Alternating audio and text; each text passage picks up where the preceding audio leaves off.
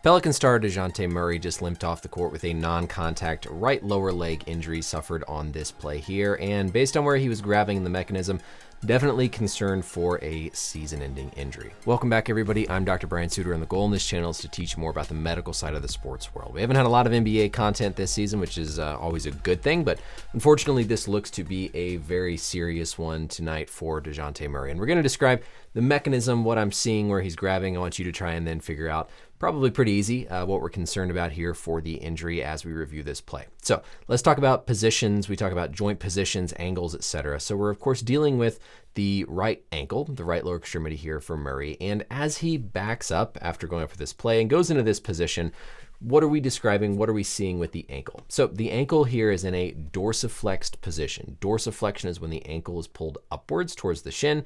Plantar flexion is when the foot is pointed downwards away from the shin.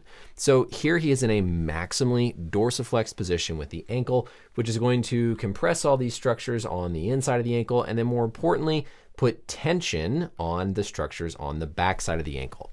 Now, the structures on the back side of the ankle, of course, are going to be the calf, the triceps surae, the whole Achilles tendon complex, the soleus.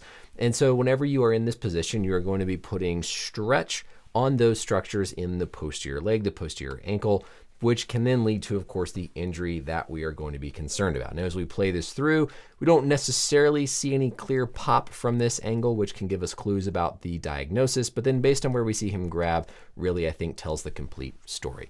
We'll talk about what I think this is, the anatomy, recovery timelines, tests, etc. But first, quick shout out to the sponsor of this video. Today's video is sponsored by Transparent Labs. I was thrilled to partner with Transparent Labs because as a sports medicine doctor and a fitness enthusiast myself, I really understand the importance of getting high quality, well-sourced protein within your diet. Their 100% grass-fed whey protein isolate makes it easier for me to hit my protein needs in a clean and healthy way. Each serving is packed with 28 grams of protein, featuring just 4 to 6 ingredients, and is free from any artificial dyes or sweeteners. I'm partial to the milk chocolate. I like the classics, just 1 scoop with 6 to 8 ounces of water, and give it a good shake. There's no chunks, it mixes extremely well, and the taste is phenomenal. The pure whey protein isolate makes it easier for your body to digest and absorb it, and it's independently tested and certified so that you know you're getting what it says on the box. Now is a perfect time to check out Transparent Labs because if you click the link down in the description or scan the QR code, they're going to send you a free protein sample pack with every grass-fed protein subscription purchase. That's going to come with a shaker cup and 5 different individually packaged flavors so you can try and figure out which one you like the best. So again, head to the link down in the description below to get your free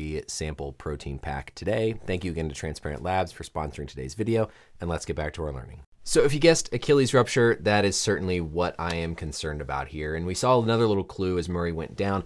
We see him grabbing right there at that lower back portion of the ankle, right where the Achilles is going to be sitting.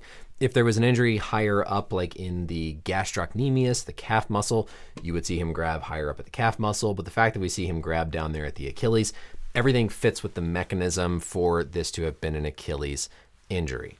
Let's back up a little bit. Let's look at a different view and see if we can get any other clues. Backing the play up here again from this backside view, again, that right leg is going to swing out behind him because of course he's getting ready to push off and explode to go up towards this ball. And so he's got that right foot again, dorsiflexed position.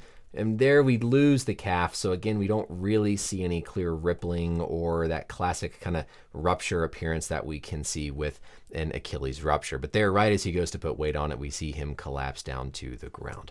So let's talk next about our anatomy, and then we'll go over how that correlates with the injury mechanism. So here with our biodigital anatomy tool, I've got everything in the posterior, the lower leg shown, and of course we're going to be focused on the calf and the Achilles. The Achilles tendon is a contribution from 3 different muscles. The gastrocnemius, which are the calf muscles, which have a medial and a lateral head. Deep to that, the soleus, which is a really big muscle, important when you're just standing, powerful muscle, and then a really tiny muscle, the plantaris. All 3 of those tendons come together to form the triceps surae, the calcaneal tendon, the Achilles tendon. That tendon goes all the way down, inserts on the backside of the heel bone, the calcaneus. Now, the typical area where a rupture is going to occur is here in this mid portion. It's kind of this watershed zone. It's where there's not as optimal blood supply, where you can be more prone to having tendinitis. And so this tends to be the weak portion of the tendon when you're going to have a rupture. Now, important to know, you can have a complete rupture. You can have a partial tear. It doesn't have to be the whole thing is gone. So treatment ultimately would depend on if it is a full rupture or just a partial strain. We obviously hope that this is just a partial strain or potentially just a tear in the soleus muscle behind it, but definitely Achilles has to be very, very high, number one on the differential. So how exactly does an injury like this occur? I think it's important to think about, the anatomy and mechanisms to then understand why it occurs in that specific position. Typically, there's two different ways that an Achilles will rupture, but oftentimes it's with a push off when you're in this maximal dorsiflex position. So here we talked about that dorsiflexed position of his right ankle. And so in this position, you are stretching the Achilles tendon. The Achilles tendon is under a lot of tension. It's under that stretch from the foot being dorsiflexed upward. So then when you try and forcibly contract and push off to explode forward, you're causing this sudden contraction with an eccentrically loaded tendon. And it's that position where those tendon fibers can be weak. They're under excessive load. They're already stretched to their limit. And then you're trying to fire and contract really sudden, and that overloads the compromised tendon and leads to the rupture. Now, important thoughts here. This is about 30-45 minutes after the injury occurred. Very quick, very easy to very confidently say if the Achilles tendon is ruptured right there in the locker room. So we should have a sense probably before the end of the game based on some of the reporting that comes out about how concerning this is. You can do a very quick test where you put somebody on their stomach, you bend the knee up and you squeeze the calf muscle. And if the foot moves, the Achilles tendon should be grossly intact. If it doesn't move at all, then that's a positive Thompson test, which means high suspicion for an Achilles rupture. They probably also might have an ultrasound there, which can quickly be thrown on. Very easy to determine this right away.